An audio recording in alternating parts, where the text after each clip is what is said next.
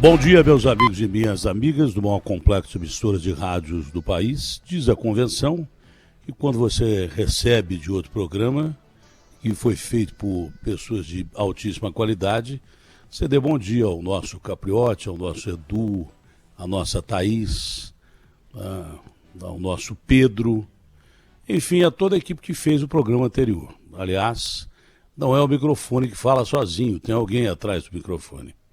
E atrás do alguém que está atrás do microfone tem um peso enorme, que é o da Rádio Bandeirantes. Então, os nossos companheiros que fizeram o programa até agora, e que todos têm nome, um prazer enorme em trabalhar com vocês.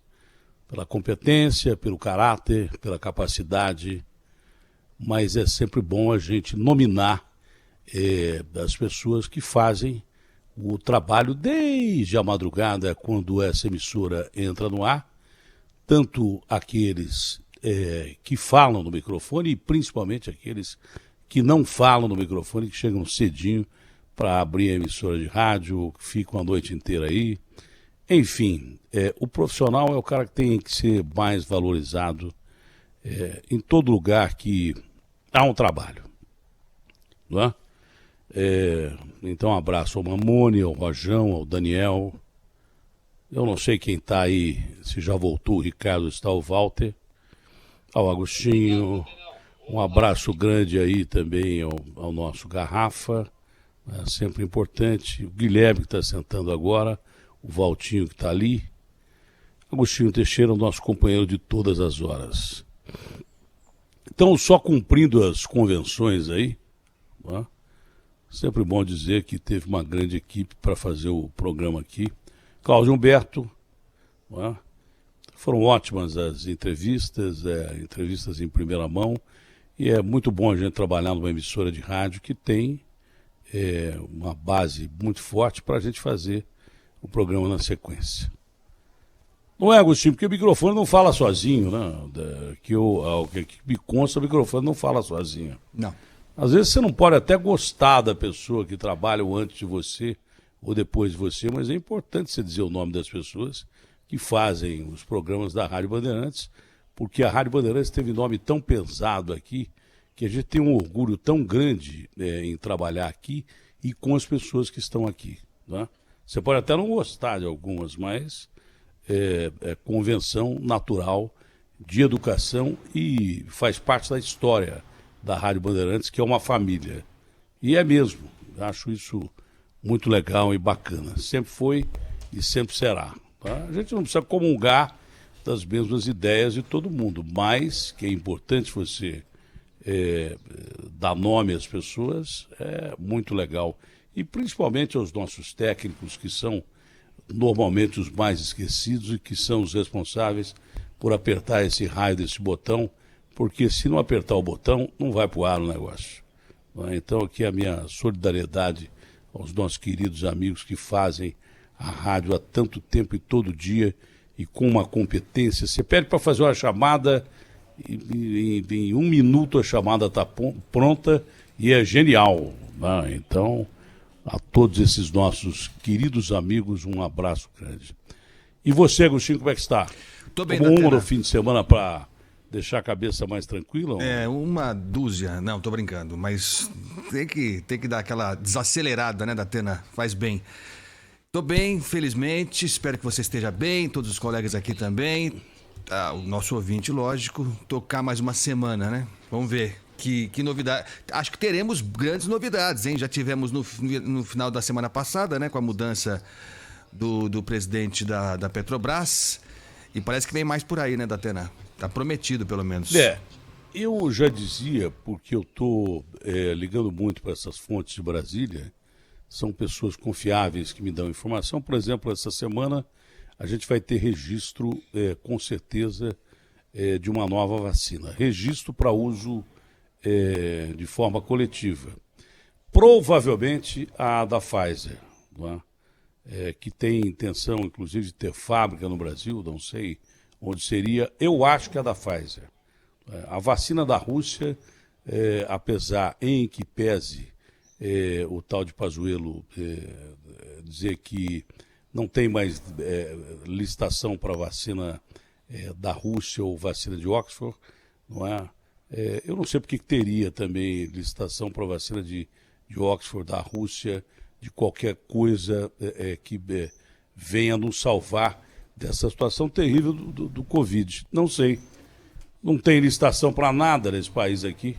O que roubaram desse país aqui por causa da Covid, em nome da Covid, e o que morreu de gente porque roubaram e não compraram equipamentos de proteção individual, as chamadas EPIs, não compraram respiradores, fingiram que compraram e não compraram, fizeram hospital de campanha lá no Rio de Janeiro, não sei se aqui em São Paulo foi a mesma coisa, isso não foi investigado, ou se foi investigado ainda o Ministério Público não adiantou.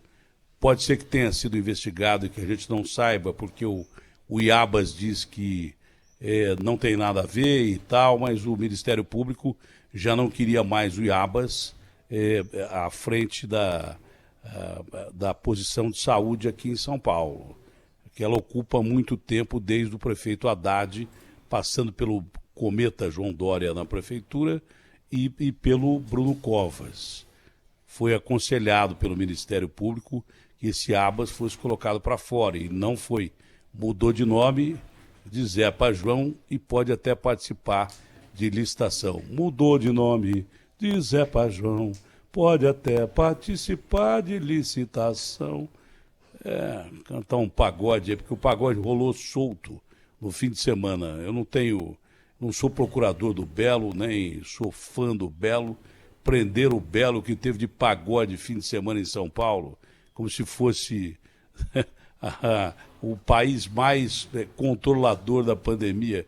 Isso é uma piada, não? Isso é uma piada. Você não pode mais fechar bar, não pode mais fechar restaurante, não pode fechar estabelecimentos que foram quebrados durante a pandemia. Por que foram quebrados? Porque os impostos não foram aliviados. Então você não consegue mais fechar.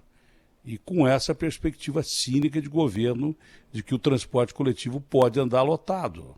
Né? Sempre andou lotado. E fecharam bares, restaurantes, quebraram pequenas empresas, grandes lojas de shopping centers com 150 mil funcionários perdendo o seu emprego.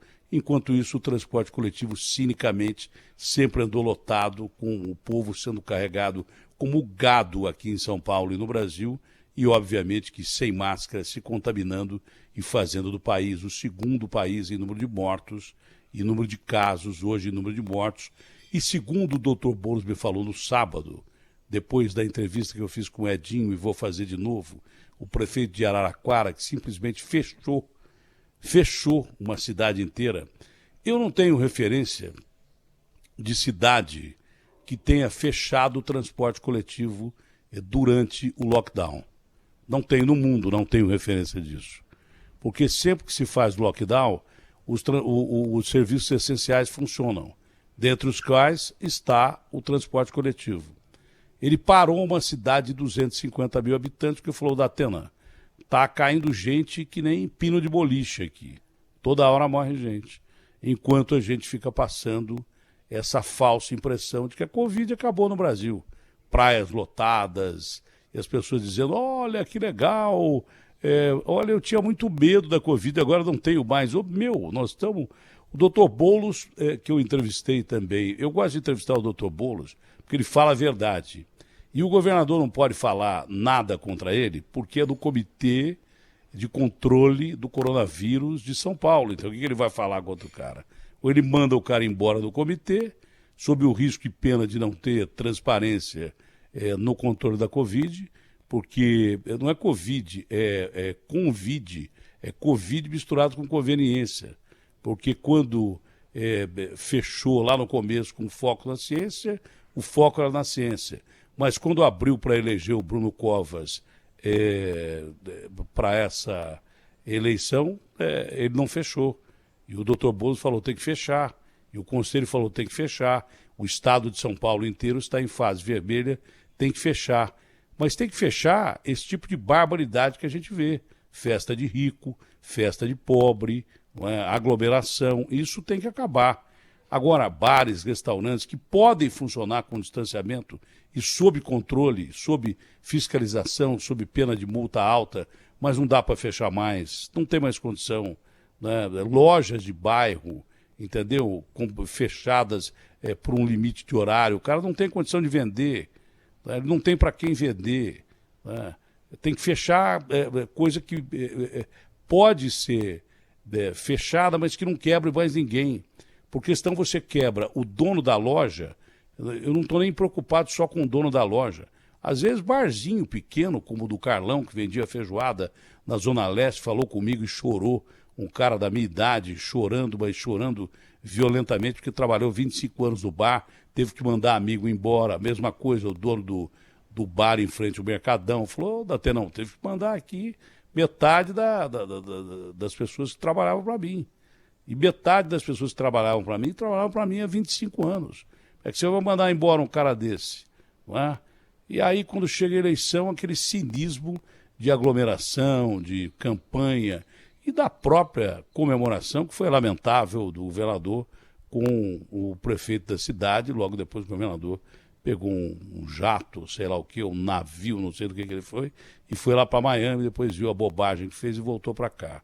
Assim, não é só em São Paulo, foi no Brasil inteiro. Relaxaram para fazer campanha no Brasil inteiro, com raríssimas exceções, e de repente a Covid, com variantes diferentes, né, acabou voltando e arrebentando com o Brasil, tanto que o doutor Boulos deu a declaração que eu esqueci não, porque eu nem falei com o Garrafa hoje, que acordei muito tarde, nem sei como é que eu estou aqui fazendo o programa, porque não consegui dormir a noite inteira. Eu duvido que tenha gente que não tem insônia nesse país, nesse período, né?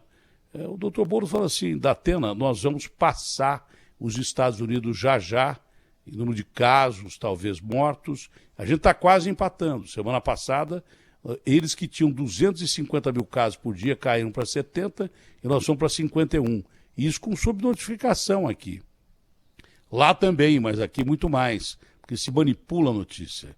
Então nós podemos atingir o primeiro lugar da doença do mundo, que está regredindo no mundo inteiro e que tem um pouco mais de vacina, mas tem mais vacina que a gente que não tem nada, entendeu? A gente não tem nada de vacina, tem poucas doses de vacina que chegaram, aí sim, a luta do Dória valeu a pena pela Coronavac, tem que se reconhecer que sim, né? Apesar de outras tantas bobagens que ele faz e que quebra a economia e tal, há que se reconhecer. O que é verdade eu reconheço, mas o que não é, não dá para não reconhecer, porque não adianta nada também você conseguir vacina, mas durante as eleições você liberar parte do Estado para votar no candidato dele. O que adianta? Você provoca doença para dar vacina? É negacionista como foi o presidente da República desde o começo e tal, mas finge que não é? Não pode. Esse negócio não funciona, entendeu? O doutor Boulos disse que nós podemos ultrapassar os Estados Unidos. Você já pensou virar o epicentro da doença? E repito, um país doente é um país que já está quebrado e tem reflexo da sua economia. Quem é que vai comprar a mercadoria de um país que está apresentando altos índices de doença? Já há o que eu previa, eu tenho acertado, porque tenho visto e tenho analisado pela lógica popular, já há um certo embargo meio que econômico contra o Brasil, com esse pretexto ecológico, mas também com a discriminação que aqui tem muita gente doente. Todo lugar do mundo que você fala, não pode entrar ninguém aqui, o primeiro país que eles falam é o Brasil. Os Estados Unidos têm o maior número de contaminados? Tem o maior número de pessoas que morrem? Tem. Né? Só que os Estados Unidos são a nação mais importante do mundo. Os caras têm medo de tomar alguma providência contra os Estados Unidos. Contra o Brasil, não. E o Brasil, sendo o país mais doente do mundo e que mais morre gente, já começa a sofrer uma espécie de embargo econômico cínico também por parte de muitos países desse planeta que acabaram com as suas florestas e que dizem que a gente preserva muito pouco ou preserva mal. Não é verdade. O Brasil é um país que preserva muito, pode preservar mais, pode combater garimpo ilegal, pode combater desmatamento ilegal na Amazônia, pode combater o o mau controle sobre o Pantanal, mas mesmo com todos os defeitos que nós temos do setor ecológico, o ser humano é um predador. E o brasileiro é o menor predador do espaço ambiente que ele tem do mundo. Nós somos o país que mais preservamos em resto do mundo, que já acabou com as suas florestas, matou os seus índios, como também a gente matou os nossos índios aqui. Nós matamos 6 milhões de índios, com colaboração externa, mas matamos. Mas eles também mataram quase toda a população indígena que tinham, nativa que tinham, né, e acabaram com as florestas todas, não tem... a maior digital, o maior crime que esses caras não podem responder quando o cara vem falar para você, olha, a Amazônia é nossa uma ova, a Amazônia é brasileira, é nossa, é do Brasil a Amazônia. Nós podemos preservar a floresta porque nós queremos preservar a floresta para os nossos filhos, netos e daí por diante. Né? E para o mundo também, mas primeiro para nós.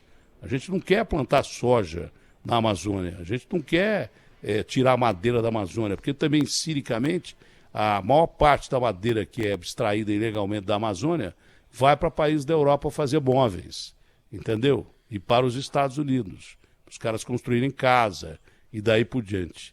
Então, é um cinismo total que, ao lado de uma coisa coerente, né? Se você tiver um país doente, se você tiver um país que sofre com a pandemia, começam a chiar. Você não viu que já houve, quando houve problema de relacionamento mais profundo com os ataques ao governo chinês, que a China começou a dizer que tinha carne com embalagem contaminada do Brasil, que tinha frango contaminado do Brasil. Então não nos interessa ser um país doente, primeiro por uma coisa muito lógica, para que não morra gente e para que gente não sofra nos hospitais. Né? E colapsando os hospitais, vai morrer mais gente do coração, como está morrendo, vai morrer mais gente de câncer, como está morrendo, vai morrer mais gente de outras doenças, porque os hospitais estão completamente ocupados com pacientes de Covid. E o que se vê no Brasil é uma falsa informação, absolutamente absurda de que tudo acabou. Se tudo acabou, o Acre, cujo governador falou aqui há 1 ou 2 semanas atrás, que só agora os caras estão dizendo, está mergulhado numa enchente enorme, porque o rio Acre transbordou. Ele falou pela primeira vez aqui nesse microfone. Inclusive, se quiser separar a entrevista, edita aquela entrevista que o cara deu há 1 ou 2 semanas aqui e que ninguém prestou atenção. Falou, Datena, eu estou com um problema de enchente, estou com um problema de Covid, estou com um problema de dengue e estou ajudando os estados aqui da região. Ele falou aqui, há 2 semanas ou 3 semanas atrás, e ninguém ouviu. Ninguém nem prestou atenção no que ele falou. Agora está em manchete, tudo quanto é jornal e sites, e daí por diante. Mas ele falou aqui. É só resumir a entrevista do governador do Acre, que você vai ver a barbaridade que ele já falava aqui. Eu falei, olha, inclusive com a enchente que nós temos aí do rio Acre, o problema da dengue vai surgir de uma forma maior, vai complicar ainda mais para quem está com Covid. Não deu outra, viu, Agostinho? Não deu outra, porque ele disse que tem dinheiro para combater a Covid, acho que mais 4 dias ou coisa assim, e combater o que está acontecendo no estado dele. Ô Garrafa, se tiver que falar, usa o microfone e fala. Então, amigo, nós estamos numa situação terrível, né? E ficam passando para as pessoas que a Covid acabou. Ficam passando para as pessoas que não tem coronavírus no Brasil. Pelo contrário, eu acho que o Brasil já se não for, vai ser o pior país do mundo em termos de contaminação, número de mortos. A entrevista que o Edinho me deu, é ele que está aí, ô Garrafa? Quando abre o microfone, daqui a pouco o prefeito de Araraquara vai falar. Me deu, foi um negócio de caos. Tanto que o cara, eu repito, alguém no mundo fechou o transporte coletivo com lockdown? Eu não me lembro disso. De fechar ônibus, metrô, trem. O cara parou uma cidade de 250 mil habitantes. Fechou a cidade para não morrer jovens, crianças, pessoas de idade, para não morrer a população do jeito que está morrendo. Ele fechou a cidade. E aqui se passa a impressão de que nós estamos vivendo as mil maravilhas e não estamos. Isso é mentira. Mentira deslavada, incabível e inconcebível. Isso é mentira. Isso é inaceitável. É mentira. O Brasil pode virar o epicentro da doença já já. Isso quem disse foi cientista. Eu não sou médico, juro que eu até pensei em fazer medicina. Quando eu estava fazendo um cursinho para medicina, o Elton Pimenta, meu padrinho, que mora hoje lá em Ribeirão Preto, trabalhou muito tempo em Campinas, entrou no cursinho e falou, não, você vai trabalhar na rádio e vai fazer outra coisa, outro curso, porque você tem que ser jornalista esportivo. Eu até estava fazendo cursinho para medicina. Não fui médico, não sou médico, mas eu ouço médico, e o médico que eu ouvi é um virologista importantíssimo que disse em claro e bom tom que o Brasil pode virar o epicentro da Covid. Não é? Então, que haja controles aí realmente de aglomerações e coisas que tais, mas não é só festa de rico, não. Festa de pobre também, e não só festa de pobre. Aglomerações em todos os sentidos. O comércio tem que abrir, o próprio comércio já entendeu, não precisa ser multar o cara, porque você já está penalizando o comércio com um absurdo aumento de ICMS. Já está penalizando vários setores da sociedade com um absurdo aumento de ICMS. E correr atrás de vacina. Dizer que professor da linha de frente, como é que você vai voltar às aulas sem vacinar professor? É levar gente para o cadafalso, e muita gente. Deixar a Estação da Luz do jeito que está, os terminais de ônibus do jeito que estão, para que as empresas continuem faturando e o povo continue se contaminando e morrendo. Aí o que adianta a vacina? Já houve um alerta ontem, acho que foi do UOL, que eu vi aqui no meu telefone, que tanto a Coronavac quanto a vacina de Oxford, que são as duas que nós temos no Brasil, tem pouco, mas tem, para o tamanho da população brasileira, mas são as duas únicas armas oficiais que a gente tem. Precisam de semanas para se atualizarem para as novas variantes do coronavírus. Significa o quê? Se precisam de semanas para se atualizarem para as novas variantes do coronavírus, é que essa vacina que tem aí não presta para variação. Ou não? Se tem que mudar, é porque não serve para variação. E a gente que já não tem vacina vai esperar o quê? Que tipo de vacina? Os caras vão enfiar a vacina velha na gente e vão alterar a vacina nova para eles primeiro. E aí a situação vai ficar pior do que está. Inadmissível você falar, na realidade, que o diesel pode aumentar ainda mais, a gasolina pode aumentar ainda mais, e alguma coisa tinha que ser feita na Petrobras. Né? Eu não sei se está certo ou não o Bolsonaro botar general lá, eu não sei, isso é problema dele. Se ele quer militarizar o governo inteiro dele, todo mundo sabia que quem votasse no Bolsonaro ia votar num governo formado prioritariamente por militares, porque ele se sente à vontade com militares do lado dele. Eu posso falar caráter porque eu não votei em ninguém. Eu não votei em absolutamente ninguém. Não votei em ninguém. É só conferir que eu não votei em ninguém. Eu não votei em absolutamente ninguém. Eu justifiquei meu voto, e a maior justificativa para o meu voto é que eu não via em nenhuma dessas pessoas capacidade para dirigir o Brasil. Então eu não votei em ninguém. Entendeu? Mas quem votou no Bolsonaro sabia que ele ia militarizar o governo, colocar lá, se ele é militar, se ele é de origem militar, ele se sente mais à vontade em que ambiente? Você acha que ele ia botar padre, ia botar médico só e daí... Não, ele estava usando o que todo mundo sabia que ele ia fazer, colocar militares do lado dele. Claro que ele ia colocar. Então, sei lá se ele acertou, errou, coisa general. Mas do jeito que estava, a Petrobras também não podia continuar. Não tinha, naturalmente, uma direção correta, tomava providências erradas e o combustível não podia subir do jeito que estava subindo. Agora eu acho gozado, né? Quando eu falei para o presidente da República e ex-ministro da Economia, o Paulo Guedes, que tinha que controlar os preços só da cesta básica, porque eu sou contra controle de preço.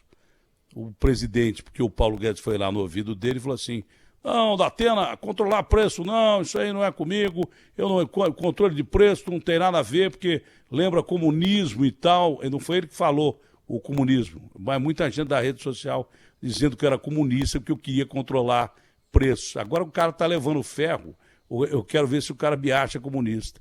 Eu não falei controle de preço total. Não, que esses mercados ganhem cada vez mais, que esses atravessadores ganhem cada vez mais, que o produtor só leva ferro. Esse tem que pagar mais alto, o defensivo agrícola tem que pagar mais alta toda a produção, toda a cadeia de produção, e se ferra. No meio do caminho o atravessador ganha pra caramba, e quem está vendendo o produto vai lá e põe mais em cima, os mercados ganham pra caramba. E o consumidor, se ferra, é só no nosso. Esse é o grande detalhe. Só no nosso. É só no nosso mesmo e acabou. Entendeu?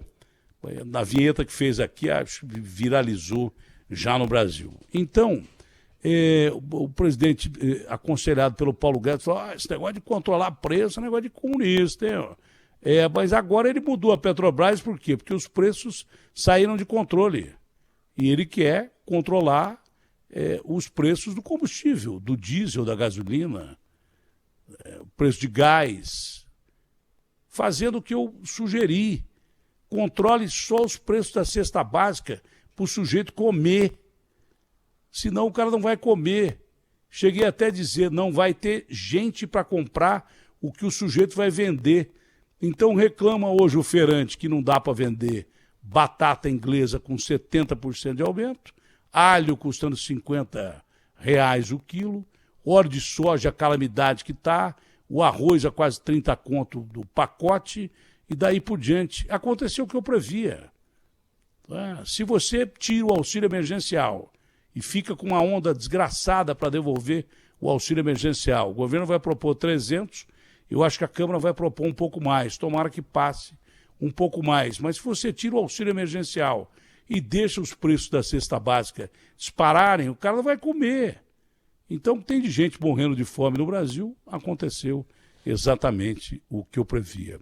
Preço de combustível, do jeito que está, é uma excrescência, é uma barbaridade.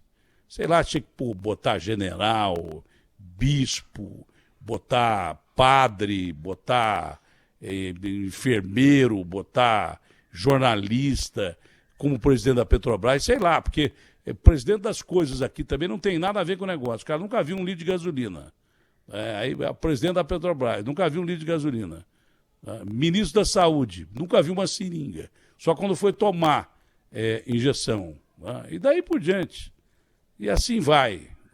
Ministro do Transporte, o cara nunca usou um transporte público na vida dele, nunca usou um caminhão na vida dele, nunca entrou dentro de um veículo que transporta as riquezas do nosso país. E assim são os secretários todos. O cara nem sabe o que é aquilo. Você olha, você é do partido tal, que legal, hein? Então você vai ser agora ministro dos transportes. Então você vai lá no metrô, o cara fala assim, mas metrô, secretário de transportes, metrô, o que é isso? Metrô. Metrô é um negócio que anda embaixo da terra. Eu falei, é minhoca. Não, é metrô. Então é assim que funciona. Esses caras não entendem nada. E quem entende governa para rico, que é o Paulo Guedes com o Ministério da Economia. Quem entende, quem estuda, é o governador de São Paulo, que aumenta ICMS toda hora e ferra todo mundo. E o povo continua, na realidade, numa situação cada vez pior e podendo enfrentar, sim, de novo, por incompetência de gestão pública, a pior fase da pandemia. Podemos virar o epicentro da doença no Brasil. Aí a gente vai morrer, isso eu digo de uma forma geral. Tá? a gente vai morrer de fome, vai morrer da doença também, porque quebraram o Brasil. Desde o começo eu pregava um equilíbrio entre a economia e a saúde. Não respeitaram nenhum e nem outro. E estão passando a ideia para o povão, que enche as praias no fim de semana e tal, que não usa máscara. Estão passando a ideia para o povão que a doença acabou. Vê a situação da Bahia e vê a situação de Araraquara e vê se a doença acabou. É? Não é?